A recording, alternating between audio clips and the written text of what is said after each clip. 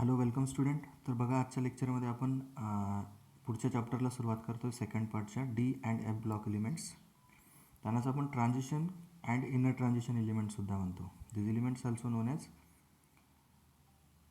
Transition and inner transition elements. म्हणजे D block element जे असतील त्यांना आपण म्हणतो ट्रान्झिशन एलिमेंट्स, आणि जे इनर ट्रान्झिशन एलिमेंट्स असतात ते म्हणजे एफ ब्लॉक एलिमेंट्स. कारण अकॉर्डिंग टू अबव प्रिन्सिपल आपण ऑर्बिटल फिलिंग करत असतो. तर जे 3D ऑर्बिटल असतं त्याची सुरुवात 4s ऑर्बिटल भरल्यानंतर होते. म्हणजे आतमधली शेल भरतो आपण. 4th शेल सुरू झाल्यावरती आपण मधली जी शेल असते डी शेल ती फिलअप करतो. थर्ड शेलमधलं जे डी ऑर्बिटल असतं ते आपण फोर्थ शेलचं एस ऑर्बिटल भरल्यानंतर भरतो. ओके, त्याच्यामुळे यांना आपण इनर ट्रान्झिशन एलिमेंट देखील म्हणत असतो. ठीक आहे. तर सुरुवातीला बघा आपल्याला डेफिनेशन वगैरे दिलेली आहे. The elements in which last electron enters into d orbital of a penultimate shell are called as d block elements. म्हणजे ज्या एलिमेंट्समध्ये लास्ट इलेक्ट्रॉन हा डी ऑर्बिटलमध्ये एंटर करतो, n-1 डी सबशेलमध्ये एंटर करतो, त्या एलिमेंट्सला आपण डी ब्लॉक एलिमेंट्स म्हणतो. Okay, last electron enters into n-1 d subshell, that elements are called as d block elements. Okay, तर आणि एफ ऑर्बिटलच्या बाबतीत जर सांगायचं तर त्यांच्यामध्ये आपण n-2 एफ ऑर्बिटलमध्ये इलेक्ट्रॉन फील्ड करतो. म्हणजे प्री पेनल्टीमेट शेलमध्ये, म्हणजे पेनल्टीमेट शेलच्या पेक्षा आतल्या शेलमध्ये आपण तिथे एफ इलेक्ट्रॉन एंटर करतो, एफ ऑर्बिटलमध्ये इलेक्ट्रॉन भरतो. त्यांना म्हणतात इनर ट्रान्झिशन एलिमेंट्स. ओके, तर ते त्यांचा नंतर अभ्यास करायचा. आपल्याला सुरुवातीला ट्रान्झिशन मेटलचा अभ्यास करायचा आहे, ट्रान्झिशन एलिमेंट्सचा. मग बघा पुढे, the D block elements which having incompletely filled D subshell called as transition metal. म्हणजे ज्या डी ब्लॉकमध्ये डी ऑर्बिटल हे इनकम्प्लिटली फिल्ड असतं, म्हणजे कम्प्लिटली फिल्ड नसतं. Having incompletely filled D subshell, तिथे इनकम्प्लिटली हा वर्ड एक पाहिजे होता, तो थोडासा सेपरेट झालेला आहे. हा वर्ड एकत्र पाहिजे होता, इनकम्प्लिटली. म्हणजे ज्या एलिमेंट्समध्ये डी ऑर्बिटल हे रिकामं असतं, थोड्याफार प्रमाणामध्ये 1-2 इलेक्ट्रॉन कमी असतो, अनपेड इलेक्ट्रॉन असतात, एकतरी अनपेड इलेक्ट्रॉन असेल तर तो एलिमेंट ट्रान्झिशन मेटल कन्सिडर केला जातो. बट सगळे इलेक्ट्रॉन जर पेअर्ड असतील तर त्या एलिमेंटला आपण डी ब्लॉकमध्ये कन्सिडर त्यांना आपण डी ब्लॉकमध्ये तर कन्सिडर करतो कारण डी ऑर्बिटल आहे त्यांच्याकडे, बट ट्रान्झिशन मेटल म्हणत नाही त्यांना. ओके, मग ट्रान्झिशन मेटल असण्यासाठीची महत्त्वाची कंडिशन काय, तर तुमच्याकडे जे डी ऑर्बिटल आहे ते पार्शियली फिल्ड पाहिजे, इनकम्प्लिटली फिल्ड असलं पाहिजे, तरच तो एलिमेंट काय असतो तुमचा ट्रान्झिशन मेटल असतो. ठीक आहे. The D block elements which having incompletely filled D subshell called as transition metals or transition elements. Okay, they shows properties in between those of S and P block elements. म्हणजे त्यांच्या ज्या properties असतात त्या S आणि P ब्लॉकच्या मध्ये vary करतात. म्हणजे ना धडती एस ब्लॉकसारख्या प्रॉपर्टी दाखवतात ना पी ब्लॉकसारख्या दाखवतात. इंटरमिडिएट व्हॅल्यू असतात त्यांच्या प्रॉपर्टीजच्या, जसं इलेक्ट्रॉनिगेटिव्हिटी, आयोनायझेशन एन्थॅल्पी, ॲटॉमिक साईज आहे. त्यांची ॲटॉमिक साईज ना मोठी असते ना कमी असते, मध्यभागी येतात ना ते. म्हणजे जवळपास सेकंड फोर्थ पिरियडपासून त्यांची जी सुरुवात होते, फोर्थ पिरियडपासून तर 7व्या पिरियडपर्यंत ते येतात. 3D series, 4D series, 5D series आणि 6D सिरीज. म्हणजे 4थ्या पिरियडपासून तर 7व्या पिरियडपर्यंत ते असतात. आणि ग्रुपचा जर विचार केला तर 3ऱ्या ग्रुपपासून तर 12व्या ग्रुपपर्यंत ते 10 एलिमेंट होतात. बरोबर, त्यांची पोझिशन खाली मेन्शन केलेलीच आहे. Position, there are total 4 transition series 3D, 4D, 5D, 6D belonging to period 4 to 7 and groups from 3 to 12. बरोबर, म्हणजे ग्रुप कोणते, पहिली अल्कली मेटलची फॅमिली, दुसरी अल्कलाईन अर्थ मेटलची फॅमिली, त्याच्यानंतर मग या फॅमिलीचं सुरुवात होते. डी ब्लॉकचे सिरीज सुरू होते. स्कॅन्डियम आपल्याला माहिती आहे, कॅल्शियमच्या पुढे येणारा एलिमेंट. स्कॅन्डियम ते झिंकपर्यंत ती पहिली 3D सिरीज आहे. तसं खाली जसं जाऊ तशा अजून 3 सिरीज आहेत त्याच्या. तर मग त्यांची जी पोझिशन आहे पिरियडिक टेबलमध्ये ती कशी येते, 4थ्या पिरियडपासून तर 7व्या पिरियडमध्ये पर्यंत अशा टोटल 4 सिरीज आहेत. 3D, 4D, 5D, 6D. प्रत्येकामध्ये इनर डी ऑर्बिटल भरलं जातं. त्यांचं जनरल इलेक्ट्रॉनिक कन्फिगरेशन काय दिलं आहे बघा आपल्याला, NS2 N-1 D1 to 10. Okay, हे जनरल इलेक्ट्रॉनिक कन्फिगरेशन आहे. म्हणजे त्यांच्यात हे जे पेनल्टिमेट शेल असते, आउटरमोस्ट शेलच्या मधली शेल, एक शेल आधी, ओके, ती भरली जाते. त्याच्यामध्ये डी इलेक्ट्रॉन फील्ड होतात. N-1 डी सबशेलमध्ये इलेक्ट्रॉन फील्ड होतात. NS2 कंप्लीट असतं, म्हणजे आउटरमोस्ट शेल जी असेल ती कंप्लीट असेल. ठीक आहे. जसं की फोर्थ शेलमध्ये इथे इलेक्ट्रॉन दोन असतात ऑलरेडी, 2 इलेक्ट्रॉन फोर्थ शेलमध्ये असतात आणि आपण इथलं मध्ये जे 3D ऑर्बिटल असेल ते फिल्ड करतो 1 पासून तर 10 पर्यंत. ओके, असं टोटल 4 सिरीज आहेत. 4 सिरीजसाठीचं जनरल इलेक्ट्रॉनिक कन्फिगरेशन आपल्याला दिलेलं आहे बघा इथे. एक मिनिट मी खोडतो. तर मग कसं दिलं आहे ते जनरल इलेक्ट्रॉनिक कन्फिगरेशन 4 सिरीजसाठी बघा. 3D सिरीजचं असतं ऑर्गॉन 3D 1 to 10 4s2, म्हणजे ह्या 3D सिरीज चालू व्हायच्या आधीचा नोबल गॅस कुठला आहे? ऑर्गॉन. ऑर्गॉनच्या नंतर 3D ऑर्बिटल 1 ते 10 पर्यंत भरलं जातं, 4s2 ऑर्बिटल कंप्लीट असतं. ओके, त्यानंतर 4D सिरीजमध्ये जर विचार केला तर या ठिकाणी तुमचं क्रिप्टॉन नोबल गॅस असतो आधीच्या पिरियडमधला. 4D ऑर्बिटल 1 to 10 पर्यंत भरलं जातं आणि 5s मध्ये 0 to 2 0 1 2 या प्रकारे इलेक्ट्रॉन असतो. एक तर 0 असेल किंवा 1 असेल किंवा 2 असेल. ओके, म्हणून तिथं 0 to 2 म्हटलं आहे, डायरेक्ट 2 म्हटलं नाही आहे. 5D सिरीज आहे त्याच्यामध्ये बघा, झेनॉन हा आधीचा नोबल गॅस असतो, त्याच्यानंतर 5D ऑर्बिटल फिल होतं. 5D 1 to 10 6s2. त्याच्यानंतर 60 सिरीजमध्येही तसंच आहे, radon 6D 1 to 10 radon 7s2. मग त्याच्यामध्ये बघा पहिल्या ज्या 3 सिरीज आहेत त्यांच्यातला जो शेवटचा एलिमेंट आहे झिंक, कॅडमियम अँड मर्क्युरी, पहिल्या 3 सिरीजमधला 3D सिरीज 4D सिरीज आणि 5D सिरीज यांच्यातले हे जे शेवटचे येणारे एलिमेंट आहेत किंवा 6D मधला जरी घेतला तरी चालेल, हे 4ही सिरीजमधले जे शेवटचे एलिमेंट आहेत त्यांची जी आउटर मोस्ट शेल असते, म्हणजे 3D ऑर्बिटल असतं किंवा 4D ऑर्बिटल असतं किंवा 5D ऑर्बिटल असतं, हे कसं असतं? कम्प्लिटली फिल्ड असतं. म्हणून त्यांना आपण ट्रान्झिशन मेटल म्हणत नाही, त्यांना ट्रान्झिशन सिरीजमध्ये कन्सिडर केलं जात नाही, because they have completely filled D orbitals. आपण वरतीच काय डिस्कस केलं की ज्या डी ब्लॉक एलिमेंट्सकडे पार्शियली फिल्ड डी ऑर्बिटल असतं, म्हणजे इनकम्प्लिटली फिल्ड डी ऑर्बिटल असतं, त्यांना आपण ट्रान्झिशन एलिमेंट्स म्हणतो किंवा ट्रान्झिशन मेटल्स म्हणतो. बट हे जे शेवटचे एलिमेंट येतात त्यांच्या प्रत्येक पिरियडमध्ये शेवटचा 10वा एलिमेंट जो आहे त्याचं हे जे 3D 4D 5D किंवा 6D ऑर्बिटल असतं हे कसं असतं?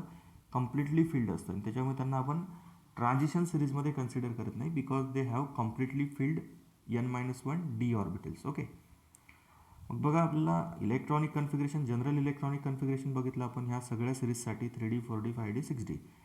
आता पुढे स्पेशली आपल्याला विशेष करून अभ्यास जो करायचा आहे ह्या चॅप्टरमध्ये तो 3D सिरीजचा करायचा आहे. 3D सिरीज कुठपर्यंत आहे आपल्याला माहिती आहे सगळ्यांना, स्कँडियमपासून तर झिंकपर्यंत. स्कँडियमचा ॲटॉमिक नंबर आहे 21 आणि झिंकचा ॲटॉमिक नंबर आहे 30. ओके, तर 20 to 30पर्यंत येणारी जी पहिली सिरीज आहे स्कँडियमपासून तर झिंकपर्यंत, तिचा आपल्याला मेनली स्टडी करायचा आहे ह्या चॅप्टरमध्ये. मग बघा आपल्याला इलेक्ट्रॉनिक कन्फिगरेशन दिलं आहे सगळ्यांचं. Electronic configuration general electronic configuration सारखंच आहे, फक्त इथे आपण नंबर ऑफ शेल मेन्शन करतो आहे. ओके, जनरलमध्ये N-1 वापरतो ना आपण. N म्हणजे आउटर मोस्ट शेल, N-1 म्हणजे पेनल्टिमेट शेल. ओके, मग इथं जो तुमची पहिली सिरीज आहे 3D सिरीज, तिचे पहिले जे 10 एलिमेंट आहेत, पहिले 10 म्हणजे 10च एलिमेंट आहेत त्या सिरीजमध्ये, scandium, titanium, vanadium, chromium, manganese, iron, cobalt, nickel, copper, zinc यांचं इलेक्ट्रॉनिक कन्फिगरेशन दिलेलं आहे, ते आपण बघणार आहोत. बघा, तर काही विशेष नाही आहे, फक्त 2 एलिमेंटसाठी थोडासा चेंज आहे, बाकी तुम्ही इझिली लक्षात ठेवू शकता. स्कँडियमचा ॲटॉमिक नंबर 21 आहे, त्याचं इलेक्ट्रॉनिक कन्फिगरेशन कसं लिहिणार? मग शॉर्टकटमध्ये लिहायचं असेल तर त्याच्या आधीचा येणारा नोबल गॅस लिहून टाकला. ऑर्गॉनपर्यंत 18 इलेक्ट्रॉन असतात, बरोबर. 18 नंतर 4s2 म्हणजे 20 झाले, 20 अधिक 3D 1 किती झाले? 21 झाले. ॲटॉमिक नंबर 21 आहे ना त्याचा. स्कँडियमचं स्कँडियमचं जे इलेक्ट्रॉनिक कन्फिगरेशन आहे ते असेल ऑर्गॉन 3D 1 4s2. त्याच्यानंतर टिटॅनियम 22 नंबर आहे त्याचा, त्याच्यात डीमध्ये अजून एक इलेक्ट्रॉन फील्ड होईल, मग होईल 3D 1चं 3D 2 होईल आणि 4s2 as it is. Okay, त्याच्यानंतर व्हॅनॅडियम बघा, व्हॅनॅडियमचा 23 ॲटॉमिक नंबर आहे, ऑर्गॉन 3D 3 4s2. आता इथं चेंज आहे थोडासा बघा, इथं अंडरलाईनसुद्धा केली आहे मी याच्या इलेक्ट्रॉनिक कन्फिगरेशनला. हा जो क्रोमियम असतो, ह्या क्रोमियमचं जे इलेक्ट्रॉनिक कन्फिगरेशन आहे ते कसं लिहिलं आहे बघा, ऑर्गॉन 3D 5 4s1. आता ॲक्च्युली इथे काय यायला पाहिजे होतं, एक्सपेक्टेड इलेक्ट्रॉनिक कन्फिगरेशन काय असायला पाहिजे इथे, एक्सपेक्टेड इलेक्ट्रॉनिक कन्फिगरेशन इथे 3D 4 यायला पाहिजे होतं ना 3D 3 नंतर, पण इथे काय आलं 3D 5 आलं डायरेक्टली. मग असं का झालं ते आपण सगळ्यांचं इलेक्ट्रॉनिक कन्फिगरेशन बघितल्यावर डिस्कस करू. याच्यामध्ये काय होतं, 4s2 इथं 4s2 असायला पाहिजे होतं, तर इथं काय आलं 4s1 झालं. इथला एक इलेक्ट्रॉन इकडे शिफ्ट होतो 3D मध्ये. ठीक आहे, तर काही विशेष नाही आहे, सांगतो तुम्हाला 2 मिनटात मी. हे सगळं डिस्कस झालं आपलं की. मँगनीजचं बघा 3D 5 4s2, त्याच्यानंतर आयरन 3D 6 4s2. ओके, त्यानंतर कोबाल्ट जो असेल 27 तो 3D7 4s2, nickel 3D8 4s2. नंतर पुन्हा एकदा कॉपरचं बघा, कॉपरसुद्धा ॲबनॉर्मल इलेक्ट्रॉनिक कन्फिगरेशन दाखवतो. कॉपरमध्येही काय झालं, 4s मधला एक इलेक्ट्रॉन इकडे शिफ्ट झाला, 3D8 नंतर 3D9 यायला पाहिजे तर 3D10 झाला डायरेक्टली. ओके, तर इथे हा एक ॲबनॉर्मल इलेक्ट्रॉनिक कन्फिगरेशन दाखवतो. Why this chromium and copper shows abnormal electronic configurations, असं खाली आपल्याला डिस्कस करायचंच आहे. आता बघा मग, कॉपर 29 3D10 4s1 झालं. झिंकचं कसं येईल, नॉर्मल येईल 3D10. झिंकचं पूर्ण आउटर मोस्ट शेल फुलफिल्ड असते, 3D10 इलेक्ट्रॉन असतात त्याच्याकडे, आणि 4s सुद्धा कम्प्लीट असतं 4s2. ओके, मग हा जो क्रोमियम किंवा कॉपर आहे स्टुडंट, हा ॲबनॉर्मल इलेक्ट्रॉनिक कन्फिगरेशन का शो करतो ते आपल्याला खाली आता चर्चा करायची त्याच्यावरती. बघा, chromium and copper shows abnormal electronic configurations because of more stability of half filled and full filled 3D orbitals. बघा, जेव्हा कुठलंही ऑर्बिटल हे हाफ फिल्ड असतं किंवा फुलफिल्ड असतं तेव्हा त्याची स्टॅबिलिटी ग्रेटर असते. म्हणजेच पी ऑर्बिटल जर असेल तर पी ऑर्बिटलमध्ये आपल्याला माहिती आहे 3 सब ऑर्बिटल येतात, PX, PY, PZ. मग जेव्हा पी ऑर्बिटल असं हाफ फिल्ड असतं म्हणजे त्याच्यामध्ये 3 इलेक्ट्रॉन असतात तेव्हा ते स्टेबल असतं. तसंच डी ऑर्बिटल जे आहे ते डी ऑर्बिटलमध्ये जेव्हा 5 इलेक्ट्रॉन असतात तेव्हा ते डी ऑर्बिटल हाफ फिल्ड असतं. ओके, आपल्याला माहिती आहे डी ऑर्बिटलचे 5 प्रकार पडतात, 5 सब ऑर्बिटल असतात, DXY, DYZ, DXZ, DX² - Y² आणि DZ². ओके, मग त्या 5 सब ऑर्बिटल्समध्ये जेव्हा एक एक इलेक्ट्रॉन असेल त्यावेळेस त्याची स्टॅबिलिटी सगळ्यात जास्त असते. ओके, ज्यावेळेस ते डी ऑर्बिटल पूर्णपणे भरलेलं असेल 3D10 असेल त्यावेळेससुद्धा त्याची स्टॅबिलिटी खूप जास्त असते. म्हणून यांच्या बाबतीत काय होतं, क्रोमियम आणि कॉपरच्या बाबतीत इथला जो एक इलेक्ट्रॉन असतो 4s2 मधला, तो 4s2च्या ऐवजी एक इलेक्ट्रॉन काय करतो आपण 3Dमध्ये शिफ्ट करतो. म्हणजे 3D4च्या ऐवजी 3D5 होतं आणि इथे 3D9च्या ऐवजी 3D10 होऊन जातं. मग असं का होतं नेमकं, due to more stability of half filled and full filled d orbital. जेव्हा हे डी ऑर्बिटल हाफ फिल्ड असेल किंवा फुलफिल्ड असेल तेव्हा ते जास्त स्टॅबिलिटी दाखवतं. ओके, म्हणून मग त्या 4sमधला एक एक इलेक्ट्रॉन आपण काय करतो, पुढे शिफ्ट करून टाकतो किंवा होतो त्या एलिमेंटमध्ये. खरोखर तसं होत असतं की एक इलेक्ट्रॉन 4s ऑर्बिटलमधला कुठे शिफ्ट होतो, 3D ऑर्बिटलमध्ये शिफ्ट होतो, आणि 3D4ला काय करतो तो 3D5 म्हणजे हाफ फिल्ड करून टाकतो. आधीच एक स्टेप अगोदरच त्याचं काय होऊन जातं, तो हाफ फिल्ड किंवा फुलफिल्ड होऊन जातो. कॉपरच्या बाबतीत फुलफिल्ड होतो आणि क्रोमियमच्या बाबतीत हाफ फिल्ड होतं ते 3D ऑर्बिटल. कसं काय, तर 4sमधला एक इलेक्ट्रॉन काय करतो आपण पुढे शिफ्ट करतो. ठीक आहे, मग बघा पुढे आपल्याला पुढच्या पेजवरती आता प्रॉपर्टीज बघायच्यात, बाकीच्या periodic properties of this 3D series.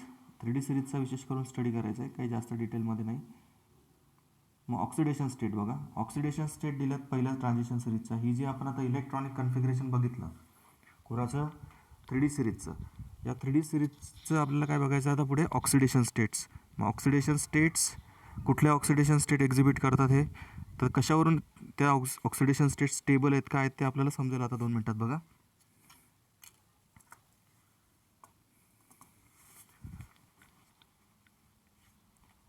तर बघा, they shows variable oxidation states, loss of 4s and 3D electrons progressively leads to formation of ions. हे जे ऑक्सिडेशन स्टेट दाखवतात हे कशामुळे दाखवतात, ते विशेष करून त्यांच्यामध्ये जे 4s इलेक्ट्रॉन असतात ते 4s इलेक्ट्रॉन आणि 3D इलेक्ट्रॉन ते लूज करतात, देतात समोरच्याला, देतात नॉन मेटलला देतील, आणि काय होतील, व्हॅरिएबल ऑक्सिडेशन स्टेट ते एक्झिबिट करतात. ठीक आहे, मग बघा स्कॅन्डियम कुठल्या ऑक्सिडेशन स्टेट दाखवतो, हे जे सगळी 3D सिरीजमधले एलिमेंट आहेत हे कुठल्या कुठल्या ऑक्सिडेशन स्टेट दाखवतात, व्हॅरिएबल ऑक्सिडेशन स्टेट दाखवतात ते बघायचं. व्हॅरिएबल म्हणजे वेगवेगळ्या, ओके, विविध प्रकारच्या ऑक्सिडेशन स्टेट दाखवतात. मग का दाखवतात ते वेगवेगळ्या ऑक्सिडेशन स्टेट, तर लक्षात घ्या, हा जो स्कॅन्डियम आहे याच्या आउटरमोस्ट शेलमध्ये किती इलेक्ट्रॉन आहेत, तर 4sमध्ये 2 इलेक्ट्रॉन असतात, 3Dमध्ये 1 इलेक्ट्रॉन असतो. ओके, मग हा 4s ऑर्बिटलमधलं जे 2 इलेक्ट्रॉन आहेत म्हणजे 4th शेलमधले जे 2 इलेक्ट्रॉन आहेत, आता इथं आपल्याला तर माहिती आहे की त्याच्या आउटरमोस्ट शेल 4 शेल आहेत त्याच्याकडे, म्हणजे 4 शेलमधले 2 इलेक्ट्रॉन तो आधी देऊन टाकतो, आणि मग नंतर हे 3Dमधला जो एक इलेक्ट्रॉन अनपेअर्ड असेल तो इलेक्ट्रॉन तो देतो. असं करून टोटल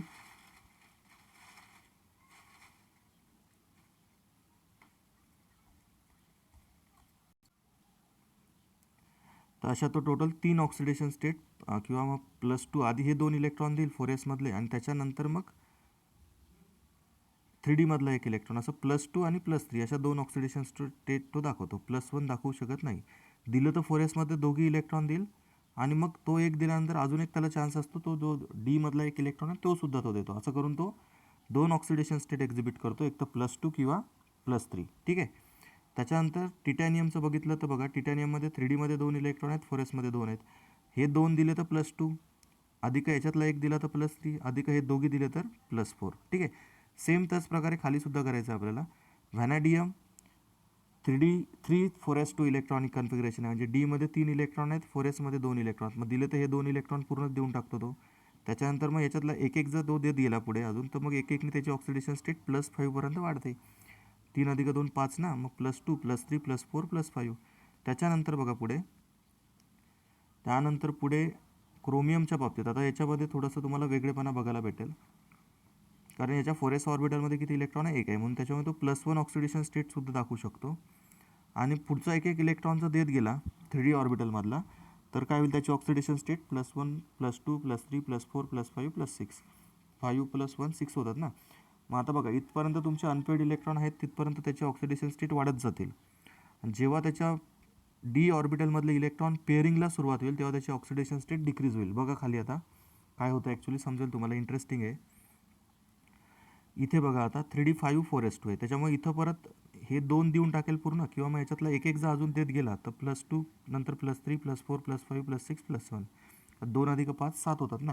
मग +2 पासून तर +7पर्यंत तो ऑक्सिडेशन स्टेट दाखवू शकतो. त्यानंतर पुढे आयरनच्या बाबतीमध्ये जर म्हणायला गेलो आपण, तर आयरनमध्ये बघा काय होतं. आयरनमध्ये 26 ॲटॉमिक नंबर आहे, 3D 6 4s2 इलेक्ट्रॉनिक कन्फिगरेशन असतं, आउटर मोस्ट इलेक्ट्रॉनिक कन्फिगरेशन.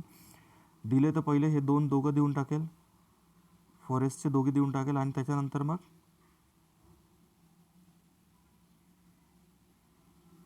हे जे एक एक आता याच्यातलं पूर्ण देता येणार नाही त्याला. 3D 6 झालं ना इथे. 3D 6 झालं म्हणजे काय होईल स्टुडंट, लक्षात घ्या. हे जे 5 इथपर्यंत अनपेड झालेले होते वरती मँगनीजपर्यंत, 3D 5 झालं की नाही, म्हणजे तिथे असं हाफ फील्ड ऑर्बिटल होतं तुमचं 3D ऑर्बिटल. बट तुम्ही जेव्हा 3D 6 आला, 6वा इलेक्ट्रॉन जेव्हा आला डी ऑर्बिटलमध्ये, तेव्हा इथं पेअरिंगला सुरुवात होते. मग हे जे पेअर्ड इलेक्ट्रॉन असतात ना, हे तो देऊ शकत नाही. मग ते ह्या अनपेड इलेक्ट्रॉन्स फक्त तो देऊ शकतो. ओके. मग पेअरिंगला सुरुवात झाल्यामुळे काय होतं, त्याची ऑक्सिडेशन स्टेट, जसं खाली जाऊ आपण आता आयरनपासून, तसं ऑक्सिडेशन स्टेट एक एकने काय होत जाईल, कमी होत जाईल, कारण पेअरिंग होत जाते डी इलेक्ट्रॉनची. ठीक आहे. हे जे डी ऑर्बिटल आहे, त्या डी ऑर्बिटलमध्ये पेअरिंगला सुरुवात होते ना. 5 इलेक्ट्रॉन होतात तोपर्यंत अनपेड इलेक्ट्रॉन वाढतात, म्हणून ऑक्सिडेशन स्टेट वाढत जाते +2 पासून तर +7पर्यंत. बट 6वा इलेक्ट्रॉन आला आयरनला का, इथे हा इलेक्ट्रॉन पेअर्ड होईल, मग ऑक्सिडेशन स्टेट एकनी कमी होते बघा, +6पर्यंत आलं. नंतर कोबाल्टला अजून एक इलेक्ट्रॉन पेअर्ड होईल डीमधला, म्हणजे हे 3च अनपेड राहिले, 3 अधिक 2 4sचे, म्हणून 5पर्यंत आली बघा ऑक्सिडेशन स्टेट. खाली दिसतंय नोट्समध्ये बघा. त्याच्यानंतर पुढे निकेलला काय होतं, 3D 8 4s2, म्हणजे अजून एक इलेक्ट्रॉन डीचा पेअर्ड होतो, मग 2च अनपेअर्ड शिल्लक राहतात, म्हणून त्याची ऑक्सिडेशन स्टेट 2 हे आणि 4sचे 2 असे कितपर्यंत दाखवतो तो, +4पर्यंत दाखवतो.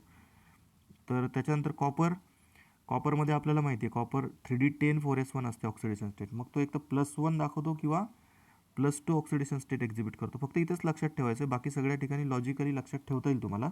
फक्त कॉपरचंच काय लक्षात ठेवायचं आहे, की हा जो 3D इलेक्ट्रॉन पूर्ण ऑर्बिटल जरी भरलेला असला तरी तो त्याच्यातला एक इलेक्ट्रॉन द्यायची टेंडन्सी ठेवतो. ओके. कारण तो जो एक इलेक्ट्रॉन देईल तो दिल्यानंतर जे कॉपर 2+ आयन फॉर्म होतात ते जास्त स्टेबल असतात कॉपर प्लसपेक्षा. म्हणून जरी याचं 3D ऑर्बिटल फुलफिल्ड असलं तरी तो हा एक इलेक्ट्रॉन दिल्यानंतर, 4sचा एक इलेक्ट्रॉन दिल्यानंतर अजून एक इलेक्ट्रॉन द्यायची टेंडन्सी ठेवतो. म्हणून त्याच्या 2 ऑक्सिडेशन स्टेट असतात कॉपरच्या, +1 आणि +2. ओके.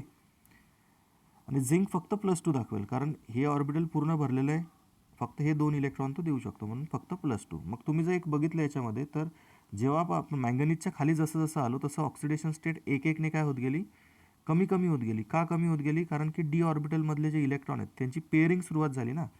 जोपर्यंत अनपेड इलेक्ट्रॉन होते तोपर्यंत ऑक्सिडेशन स्टेट वाढत गेली, आणि जसं तुमचे अनपेड इलेक्ट्रॉन कमी व्हायला सुरुवात झाली आयरनपासून, तिथून तुमची ऑक्सिडेशन स्टेट काय होत गेली स्टुडंट, कमी कमी होत गेली. बघा मँगनीजपर्यंत आपण +2 पासून +7पर्यंत आलो होतो, बरोबर ना. आणि खाली जसं आयरनला सुरुवात झाली, आयरनपासून काय आले तुमची ऑक्सिडेशन स्टेट एक एकनी काय होत गेली, कमी कमी होत गेली बघा, +6 +5पर्यंत +4पर्यंत. आणि नंतर कॉपर डायरेक्ट +1 +2 दाखवतो. ओके. आणि झिंक फक्त +2 दाखवतो. ठीक आहे. तर अशा प्रकारे ह्या ऑक्सिडेशन स्टेट डिस्कस केल्या आपण कोणाच्या 3D सिरीजच्या एलिमेंटच्या. ओके. पुढे बघा आता, पुढे बघा इथे एक्सप्लेनेशन दिलेलंच आहे. Oxidation state increases from +2 to +7 up to manganese because number of unpaired electrons increases. Number of unpaired electron वाढतात मँगनीजपर्यंत, म्हणून ऑक्सिडेशन स्टेट +2 ते +7 वाढत जाते. Okay. While decreases from iron to zinc. आयरनपासून झिंकपर्यंत कमी होत गेली का? Because pairing of 3D electron takes place. जे 3D इलेक्ट्रॉन होते ते पहिले अनपेड होते, म्हणून ऑक्सिडेशन स्टेट वाढत गेली +2 पासून तर +7. ओके. बट जसं आयरनपासून खाली आले तुम्ही, ती ऑक्सिडेशन स्टेट काय होत गेली तुमची, कमी कमी कमी होत गेली. का कमी होत गेली? कारण की तुमचे जे पेअरिंग झाली इलेक्ट्रॉनची, 3D इलेक्ट्रॉनची पेअरिंग झाल्यामुळे काय झालं, तुमचे पेअर्ड इलेक्ट्रॉन वाढत गेले आणि त्याच्यामुळे तुमच्या अनपेड इलेक्ट्रॉनची संख्या कमी झाली, म्हणून ऑक्सिडेशन स्टेट कमी कमी होत गेली. +7 ते डायरेक्ट +2 रिटर्न झाले तुम्ही परत. ओके. पुढे बघा मग आता, trend in atomic properties of first transition series. मग atomic ionic radii normal trend असते. जी ट्रेंड आपण एस ब्लॉक पी ब्लॉकमध्ये शिकलो आहे त्याच प्रकारे ह्या एलिमेंटसाठी ट्रेंड अप्लाय करावी लागेल आपल्याला. As we moving left to right in a period, स्कॅन्डियमपासून झिंककडे जसं जाऊ तसं साईज काय होत गेली पाहिजे तुमची, कमी होत गेली पाहिजे. कारण न्यूक्लिअर चार्ज वाढत जातो. न्यूक्लियसमधले प्रोटॉन वाढतात, आउटरमोस्ट शेलमधले इलेक्ट्रॉन वाढतात. मग न्यूक्लिअर चार्ज वाढत जातो, अट्रॅक्शन वाढत जातं ना न्यूक्लियस आणि आउटरमोस्ट शेलमधलं, आणि त्याच्यामुळे साईज काय होत जाते तुमची म्हणजे एलिमेंटची साईज काय होत जाते, डिक्रीज होत जाते. Okay.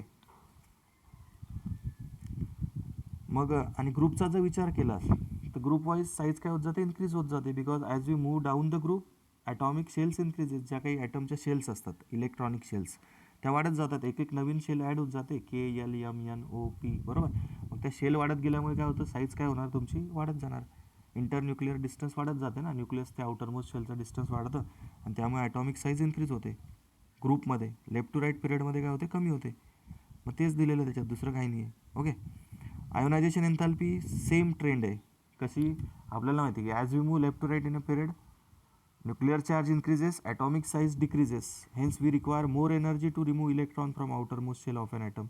So that's why ionization enthalpy increases from left to right in a period. पिरियडमध्ये आयोनायझेशन एन्थॅल्पी काय होते, वाढत जाते. कारण की न्यूक्लिअर चार्ज वाढतो, साईज कमी कमी होते, न्यूक्लियस आणि आउटरमोस्ट इलेक्ट्रॉनमधलं अट्रॅक्शन वाढतं, म्हणून मग त्या इलेक्ट्रॉनला काढायला तुम्हाला जास्त एनर्जी अप्लाय करावी लागते. समजतंय? मग बघा पुढे, the ionization enthalpies of transition elements are intermediate between those of S and P block. म्हणजे ना ते धड एस ब्लॉकसारखे पूर्ण इलेक्ट्रो पॉझिटिव्ह असतात, ना ते पी ब्लॉकसारखे इलेक्ट्रोनिगेटिव्ह असतात. मग त्यांच्या ह्या ज्या व्हॅल्यूज असतील, इलेक्ट्रोनिगेटिव्हिटी म्हणा किंवा आयोनायझेशन एन्थॅल्पी म्हणा, इलेक्ट्रॉन गेन एन्थॅल्पी म्हणा, ह्या काय असतात, इंटरमिडिएट व्हॅल्यू असतात. ना एकदम एस ब्लॉकसारखे असतात, ना पी ब्लॉकसारखे असतात.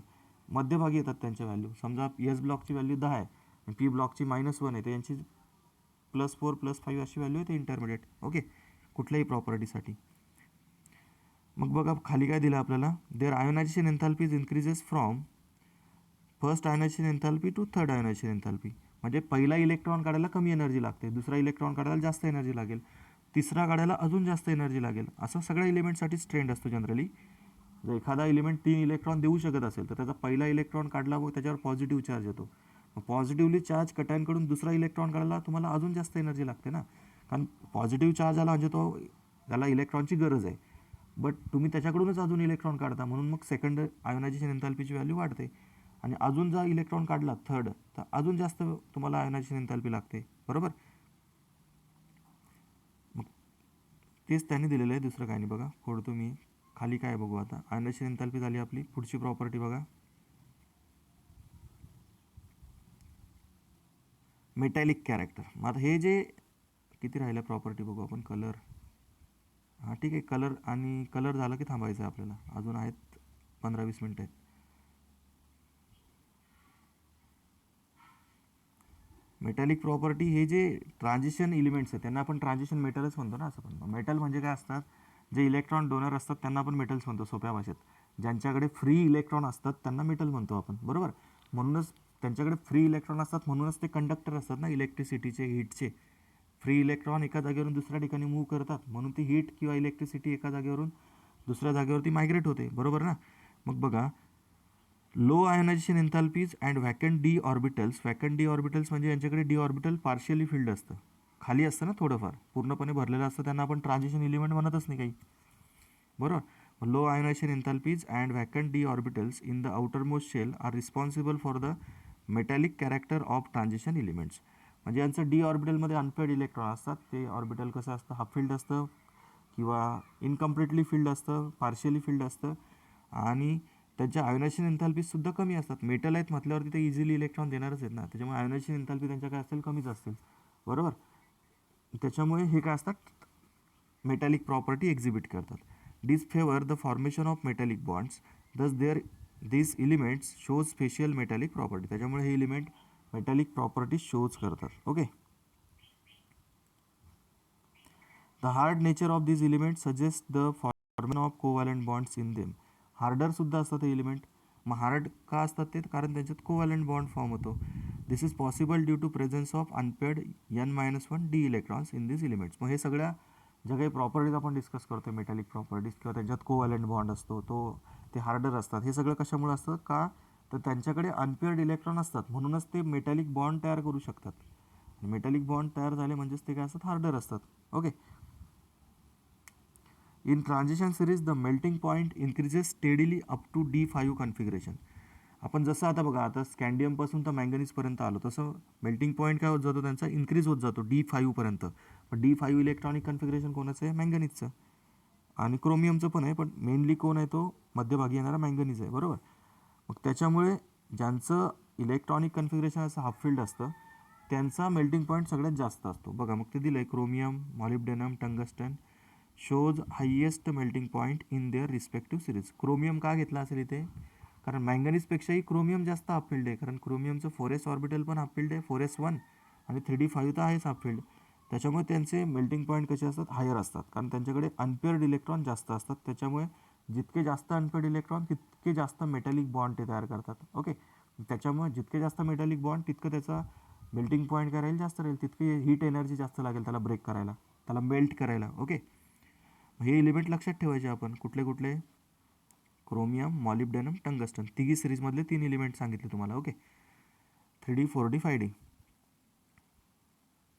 मॅग्नेटिक प्रॉपर्टीज आहेत पुढे. मग यांच्या मॅग्नेटिक प्रॉपर्टीज म्हणजेच काही जे मेटल असतात ते पॅरामॅग्नेटिक असतात, काही जे मेटल असतात ते डायमॅग्नेटिक असतात, काही मेटल जे असतात ते कसे असतात, फेरोमॅग्नेटिक असतात. मग अशा वेगवेगळ्या मॅग्नेटिक प्रॉपर्टी का दाखवतात हे मेटल्स, कारण ज्यांच्याकडे अनपेड इलेक्ट्रॉन जास्त आहेत ते फेरोमॅग्नेटिक, ज्यांच्याकडे अनपेड इलेक्ट्रॉन आहेत ते एक तर पॅरामॅग्नेटिक असतील किंवा फेरोमॅग्नेटिक असतील. ज्यांच्याकडे सगळे इलेक्ट्रॉन पेअर्ड असतात ते डायमॅग्नेटिक इलिमेंट्स असतात, बरोबर. मग ह्याच्यातले जे मॅक्झिमम इलिमेंट्स आहेत डी ब्लॉकमधले, यांच्याकडे अनपेअर्ड डी इलेक्ट्रॉन आहेतच ना, आणि मग त्याच्यामुळे ते काय करतात, मॅग्नेटिक प्रॉपर्टी शोज करतात. अनपेअर्ड इलेक्ट्रॉन असतील तर तो पॅरामॅग्नेटिक असतो सबस्टन्स, सगळे इलेक्ट्रॉन पेअर्ड असतील तर तो डायमॅग्नेटिक असतो. ओके. मग आता काय फरक आहे नेमका या पॅरामॅग्नेटिक डायमॅग्नेटिकमध्ये कळेल बघा तुम्हाला. The compounds of transition metals exhibit magnetic properties due to presence of unpaired electron present in the atoms or ions. त्यांच्या डी ऑर्बिटलमध्ये अनपेड इलेक्ट्रॉन असतात आणि त्याच्यामुळे काय करतात, ते मॅग्नेटिक फील्डकडे अट्रॅक्ट होतात. Okay. They attract towards magnetic field, so they are called as paramagnetic, while those repelled by magnetic field are called as diamagnetic substances. Okay. जे रिपेल होतात ते डायमॅग्नेटिक, जे अट्रॅक्ट होतात मॅग्नेटिक फील्डकडे ते पॅरामॅग्नेटिक सबस्टन्सेस. बघा मग among the transition metal, iron, cobalt and nickel, सगळ्यात जास्त पॅरामॅग्नेटिक नेचर कोणाचं असतं, तर आयरन, कोबाल्ट, निकेलचं असतं, म्हणून त्यांना फेरोमॅग्नेटिक सबस्टन्सेस म्हणतात. Because they strongly attracted by magnetic field, ते स्ट्रॉंगली अट्रॅक्ट होतात मॅग्नेटिक फील्डकडे, म्हणून त्यांना फेरोमॅग्नेटिक म्हणतात. मग हे लक्षात ठेवा, 3 मेटल आयरन, कोबाल्ट, निकेल कसे असतात, फेरोमॅग्नेटिक सबस्टन्सेस आहेत. त्यांचा जो काही मॅग्नेटिक मुवमेंट आहे, म्यूने रिप्रेझेंट करतात मॅग्नेटिक मुवमेंट, ती कॅल्क्युलेट करायचा फॉर्म्युला दिला आहे बघा, √n × n+2 बोहर मॅग्नेटॉन. BM म्हणजे काय, बोहर मॅग्नेटॉन, युनिट आहे ते मॅग्नेटिक मुवमेंटचं युनिट आहे बोहर मॅग्नेटॉन, आणि म्यूने त्याला रिप्रेझेंट करतो आपण मॅग्नेटिक मुवमेंटला. इथं लिहिलं आहे बघा, स्पिन ओनली फॉर्म्युला म्हणतात या फॉर्म्युल्याला. तर spin only formula to calculate magnetic movement is mu is equal to in √n × n+2 Bohr magneton. Okay. n म्हणजे काय असतो त्या ठिकाणी नेमका, तर n is equal to number of unpaired electrons present in a element. Okay. मग बघा, जर नॉर्मली 1 इलेक्ट्रॉन अनपेअर्ड असतो किंवा 2 असतो किंवा 3 असतो किंवा 4 असतो, मग आपण हा जो काही ब्रॅकेट आहे तुमचा स्क्वेअर रूट आहे त्याला सॉल्व करूनच ठेवायचा ना. जर यांची किंमत 1 असेल तर तुमचा स्क्वेअर रूटमध्ये टोटल व्हॅल्यू किती बनते ती बघून ठेवा, आणि त्याचा स्क्वेअर रूट किती येतो तो 1.73 येतो. तर यांची व्हॅल्यू जेव्हा पण 1 असेल तेव्हा म्यूची व्हॅल्यू 1.73 बोअर मॅग्नेटॉन असतं. जेव्हा यांची व्हॅल्यू तुमची यांची व्हॅल्यू जेव्हा 2 असेल तेव्हा ती व्हॅल्यू तुमची काय असते, म्यूची 2.84 असते. यांची जेव्हा 3 किंमत असेल म्हणजे नंबर ऑफ अनपेड इलेक्ट्रॉन जेव्हा 3 असतील तेव्हा ही व्हॅल्यू 3.87 येते बोअर मॅग्नेटॉन. ओके, तर मग साधं सोपं आहे. जर समजा तुम्हाला एखादा आयन दिला, calculate the magnetic movement in vanadium +1 ions, तर तुम्हाला व्हॅनाडियम +1 आयनकडे किती अनपेड इलेक्ट्रॉन आहे त्याची व्हॅल्यू पुट करणार तुम्ही यांच्या ठिकाणी. मग जर अनपेड इलेक्ट्रॉन 2 असतील तर 2 इंटू ब्रॅकेटमध्ये 2 + 2 4 इंटू यांची किंमत काय आली तुमची, यांची किंमत 2 आहे समजा, मग 4 इंटू 2 काय होईल तुमचं 8 होईल. मग स्क्वेअर रूट ऑफ 8ची किंमत तुम्हाला माहिती पाहिजे, म्हणजे तुम्हाला ते इझिली काय करता येतं, सॉल्व करता येतो प्रॉब्लेम. ओके, पुढच्या पेजवरती चला. आता मॅग्नेटिक मुवमेंट झाली आपली. आता पुढे आहे कलर ऑफ ट्रान्झिशन एलिमेंट्स. मग कलरसुद्धा का शो करतात हे एलिमेंट, तर त्यांच्याकडे काय असतात, अनपेड इलेक्ट्रॉन प्रेझेंट असतात. Okay, why they shows or why they form coloured compound, because they contain unpaired electron in their valence shell. Okay, त्यांच्याकडे अनपेड इलेक्ट्रॉन अवेलेबल असल्यामुळे काय होतं की तो जो डी ऑर्बिटलमधला अनपेड इलेक्ट्रॉन आहे तो व्हिजिबल रेंजमधून लाईट ॲब्सॉर्ब करतो. व्हिजिबल रेंजमधून जे काही वेवलेंथ असते तुमची 400 to 800 नॅनोमीटर, त्या रेंजमधला लाईट ॲब्सॉर्ब करतो आणि त्याच्यामुळे त्याला कलर प्राप्त होतो. इट शोज कलर और it forms coloured compound. Okay, so since explanation for that is a substance appeared colored if it absorbs a portion of visible light. The ionic or covalent compounds formed by transition element are colored. मग हे जे compound form करतात D block elements हे coloured का असतात, because this transition element contain unpaired electrons in their D orbitals. When the atom is free or isolated the 5 D orbitals are degenerate. जेव्हा एखादा atom free असतो, normal स्टेटला असतो, तेव्हा त्याला त्याची सगळ्या डी ऑर्बिटलची एनर्जी कशी असते, सारखी असते. कशी असते, सारखी असते. म्हणजे आपण लिहिताना डी ऑर्बिटलला असं लिहितो ना एकत्र, DXY DYZ DXZ DX² -Y² DZ², सगळ्यांची एनर्जी कशी असते, सारखी असते. पण जेव्हा तो लाईट ॲब्सॉर्ब करतो, एनर्जी ॲब्सॉर्ब करतो, तेव्हा त्या डी ऑर्बिटलची जी डिजनरेसी असते ती काय होते, डिस्ट्रॉय होते. ओके, आणि ती डिजनरेसी डिस्ट्रॉय होऊन त्याचे 2 भाग होतात. काही डी ऑर्बिटल हे हायर एनर्जी डी ऑर्बिटल होतात, तर काही डी ऑर्बिटल हे लोअर एनर्जी डी ऑर्बिटल बनतात. मग ते 2 भागात डिवायडेशन होतं. मग जर समजा लोअर एनर्जी ऑर्बिटलमध्ये सिंगल इलेक्ट्रॉन असेल, अनपेड इलेक्ट्रॉन, तर तो एनर्जी ॲब्सॉर्ब करून हायर एनर्जी ऑर्बिटलमध्ये काय होतो, एक्साईट होतो. मग तो जो एक्साईट होतो इलेक्ट्रॉन, तो एनर्जी कुठून ॲब्सॉर्ब करतो, तर व्हिजिबल रेंजमधून. व्हिजिबल रेंजमधून जर लाईट ॲब्सॉर्ब करून तो एक्साईट झाला तर त्या ट्रान्झिशनला म्हटलं होतं डी ट्रान्झिशन, कारण डी मधल्या डी ऑर्बिटलमध्येच होतं ना ते ट्रान्झिशन. 2 टप्पे पडतात त्याचे, 5 ऑर्बिटल आहेत ना टोटल, तर DXY DYZ DXZ असा एक टप्पा पडतो. यांची एनर्जी कमी दाखवली जाते आणि वरचे जे असतात ते असतात तुमचे DX² -Y² आणि DZ². बघा करून दाखवतो तुम्हाला मी नेमकं डी ट्रान्झिशन म्हणजे काय प्रकार आहे, कारण सध्याच्या पुस्तकात दिलेलं नाही आहे ते. हे तुमचे 5चे 5 डी ऑर्बिटल, 1 2 3 4 5. ओके, त्यांचं काय होतं, पुढे 2 भागामध्ये डिवायडेशन होतं असं. मग हे 3 ऑर्बिटल खाली राहतात तुमचे कोणते, DXY DYZ DX² DXZ. Okay, DXY DYZ DXZ, आणि 2 ऑर्बिटल वरती घेऊन जातो आपण, स्प्लिट करतो त्यांना. हे असतं, त्याच्यातलं एक असतं तुमचं DX² -Y² आणि एक असतं DZ². ओके, मग काय होतं की हे जे 5 ऑर्बिटलमधले इलेक्ट्रॉन, समजा इथे अनपेड इलेक्ट्रॉन असेल तर ते इथून लोअर एनर्जी ऑर्बिटलमध्ये भरलेले असतील. 3 इलेक्ट्रॉन असतील समजा इकडे, 1 2 3, तर ते तिघी इलेक्ट्रॉन इथं असतील ना लोअर एनर्जी ऑर्बिटलमध्ये. इथं एनर्जी दाखवतो आपण वाय ॲक्सिसवरती. मग कोणाची एनर्जी कमी असते, तर या DXY DYZ DXZ ऑर्बिटलची एनर्जी कमी असते. बट जर व्हिजिबल रेंजमधून यांनी लाईट ॲब्सॉर्ब केला तर इथला इलेक्ट्रॉन काय होतो, वरती एक्साईट होतो. कोणत्या ऑर्बिटलमध्ये, हायर एनर्जी डी ऑर्बिटलमध्ये. आणि ही जी शिफ्टिंग होते डी इलेक्ट्रॉनची, हिला म्हटलं होतं डी ट्रान्झिशन. काय म्हटलं होतं याला, डी ट्रान्झिशन. आणि डी ट्रान्झिशन केव्हा होते, जेव्हा एखाद्या एलिमेंटकडे अनपेड इलेक्ट्रॉन अवेलेबल असेल तेव्हा. तो काय करतो, मग तो अनपेड इलेक्ट्रॉन एनर्जी ॲब्सॉर्ब करतो व्हिजिबल रेंजमधून आणि लोअर एनर्जी डी ऑर्बिटलमधून हायर एनर्जी डी ऑर्बिटलमध्ये काय होतो, जम्प करतो. त्याला म्हटलं होतं डी ट्रान्झिशन. ओके, आणि D transition is responsible for colour of transition metal compound. Okay, म्हणजे या ट्रान्झिशन एलिमेंटचे जे कंपाऊंड आहेत ते कलर्ड का तयार होतात, जर कॉपर सल्फेट ब्लू कलरचा आहे, बरोबर. मग तो कलर कशामुळे येतो त्याला, तर कॉपर प्लस आयन किंवा कॉपर 2+ आयन जे आहेत, कॉपर 2+ असतात ना त्याच्यात, त्यांच्याकडे अनपेड इलेक्ट्रॉन असतो, एक अनपेड इलेक्ट्रॉन, आणि त्या एक अनपेड इलेक्ट्रॉनच्या डी ट्रान्झिशनमुळे त्याला तो ब्लू कलर प्राप्त झालेला असतो. ठीक आहे, आपल्याला खाली काही एक्झाम्पल दिलेत बघा. मी काही एकदमच लाईन टू लाईन तुम्हाला समजवत नाही आहे, बट जितकं सोप्या भाषेत सांगता येईल तितकं सोप्या भाषेत करून सांगतो आहे. ठीक आहे, मग बघा आपल्याला एक्झाम्पल दिलेले आहेत खाली. स्कँडियम 3+ 0 अनपेड इलेक्ट्रॉन असतो, त्याच्यामुळे तो कलरलेस असतो, कलरलेस कंपाऊंड तयार करतो.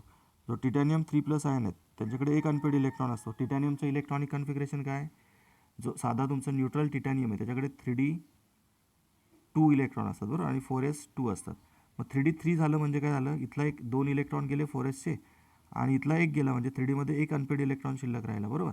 मग एक अनपेड इलेक्ट्रॉन असून पर्पल कंपाऊंड तयार करतो. आपल्याला हे काय सगळं लक्षात नाही ठेवायचं आहे, बट आपल्याला प्रश्न कसा विचारला जातो की which of the following transition metal ion form coloured compound, किंवा दिलेल्यापैकी कुठला ट्रान्झिशन आयन हा कलर्ड कंपाऊंड तयार करेल किंवा कलरलेस कंपाऊंड तयार करेल. तर मग आपल्याला हे कॅल्क्युलेट करता आलं पाहिजे, आपल्याला सगळ्यांचे ॲटॉमिक नंबर माहिती पाहिजेत, आणि मग आपण इझिली त्या ऑक्सिडेशन नंबरवरून त्याच्याकडे किती अनपेड इलेक्ट्रॉन राहतील हे कॅल्क्युलेट करू शकतो.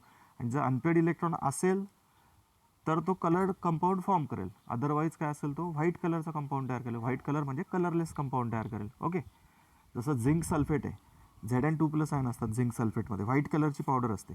मग व्हाईट कलर काय आहे त्याला, म्हणजेच कलरलेस आहे ना तो. काय तो कलरलेस, कारण Zn2+ कडे 3d ऑर्बिटल कम्प्लिटली फिल्ड असतं, 3d10 इलेक्ट्रॉन असतात, त्याच्याकडे एकही अनपेड इलेक्ट्रॉन नसतो. ओके, तर अशा प्रकारे सोपा पार्ट आहे, अभ्यास करा चांगला. नाही समजलं काही तर मला कधीही तुम्ही विचारू शकता. ठीक आहे, नेक्स्ट पार्ट बघू आपण. बघा आता मॅग्नेटिक प्रॉपर्टी वगैरे दिलेल्या असतील आपल्याला. हां, ठीक आहे. मग हे जे कलर रिस्पॉन्सिबल कशा, म्हणजे आपण जे बघितलं आता topic, colour of transition metal compounds. मग ट्रान्झिशन मेटल कंपाऊंड्स कलर्ड का असतात, कारण त्यांच्यामध्ये डी इलेक्ट्रॉन असला पाहिजे तर ते कलर्ड कंपाऊंड फॉर्म करतील. The colour of transition metal ion is due to presence of unpaired D electron, D transition, nature of ligand attach to metal ion, geometry of complex form by metal ion. या सगळ्या गोष्टींवरती तुमचा colour depend करतो. Okay, कोणाकोणावरती D electron असला पाहिजे तरच D transition होईल, बरोबर. हे पहिले 2 फॅक्टर झाले. तिसरा फॅक्टर काय दिला आहे, तुम्ही जो लिगँड जोडला आहे मेटलला, लिगँड म्हणजे जो काही निगेटिव्ह ग्रुप जोडतो आपण मेटल आयनला त्याला लिगँड म्हटलं जातं. आता पुढचं चॅप्टर जेव्हा शिकू आपण कोऑर्डिनेशन कंपाऊंड्स, तेव्हा कळेल तुम्हाला लिगँड म्हणजे नेमका काय प्रकार तो. ओके, तर त्या लिगँडचं नेचर कसं आहे त्याच्यावरती तुमचा कलर डिपेंड करतो, कारण तो मेटलसोबत कंबाईन होत असतो ना. मग तो कसा आहे त्याच्यावरती कलर डिपेंड करेल त्या कंपाऊंडचा. पुन्हा तुमचा जो काही कॉम्प्लेक्स आहे त्याची जॉमेट्री कशी आहे, त्या जॉमेट्रीवरती सुद्धा तुमचा कलर डिपेंड असतो ट्रान्झिशन मेटल आयनचा. ओके, पुढे बघा काय दिलं आहे आपल्याला, कॅटॅलिटिक प्रॉपर्टीज. ठीक आहे, आता थांबायचं आपल्याला 1-2 मिनटामध्ये. हे जे ट्रान्झिशन मेटल आहेत हे कॅटॅलिटिक प्रॉपर्टीज शो करतात. कॅटॅलिस्ट म्हणजे काय आपल्याला माहिती आहे, the substance which enhance the rate of reaction or increase the rate of reaction without taking part in reaction, that substance is called as catalyst. Okay, मग हे कॅटॅलिटिक प्रॉपर्टी चांगल्या एक्झिबिट करतात ट्रान्झिशन मेटल. मग आपल्याला एक्झाम्पल पण दिलेत बघा, कामाचं आहे बरं का, कारण आपल्याला MCQमध्ये काय कुठे कसं विचारलं तर त्याचा नेम नसतो. मग बघा एक्झाम्पल याचे दिलेत कॅटॅलिटिक प्रॉपर्टीमध्ये. जो मँगनीजचा ऑक्साईड असतो, मँगनीज काय आहे, डी ब्लॉक एलिमेंट आहे. मग मँगनीजचा जो ऑक्साईड असतो MnO2, it acts as a catalyst for decomposition of potassium chlorate, potassium perchlorate. या पोटॅशियम परक्लोरेटचं डिकम्पोजिशन करून आपण ऑक्सिजन गॅस बनवतो. पी ब्लॉकमध्ये कदाचित तुम्ही शिकले असाल किंवा शिकत असाल आता ह्यावर्षी. तर त्या ऑक्सिजन गॅसच्या प्रिपरेशनमध्ये KClO3चं डिकम्पोजिशन करतो आपण आणि ऑक्सिजन गॅस बनवतो. मग त्याच्यासाठी MnO2 कॅटॅलिस्ट वापरला जातो. ओके, दुसरा दिला यूज आपल्याला, in manufacturing of ammonia by Haber's process, molybdenum and Fe used as catalyst. molybdenum Fe, molybdenum पण डी ब्लॉक एलिमेंट आहे, Fe सुद्धा ह्या 3D सिरीजमधलाच एलिमेंट आहे.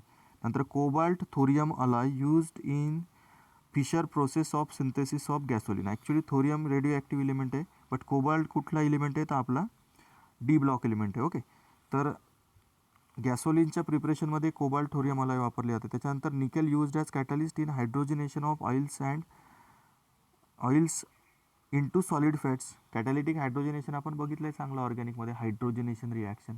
ओके, मग ऑइलचं सॉलिड फॅट्समध्ये हायड्रोजिनेशन करण्यासाठी nickel as a metal catalyst आपण वापरला ना 2 वर्ष हायड्रोजनेशन रिॲक्शनमध्ये, ठीक आहे. तर असे काही युजेस आपल्याला दिलेत, कॅटॅलिटिक प्रॉपर्टीज दिल्यात, त्यांच्या एक्झाम्पल दिलेत, ठीक आहे.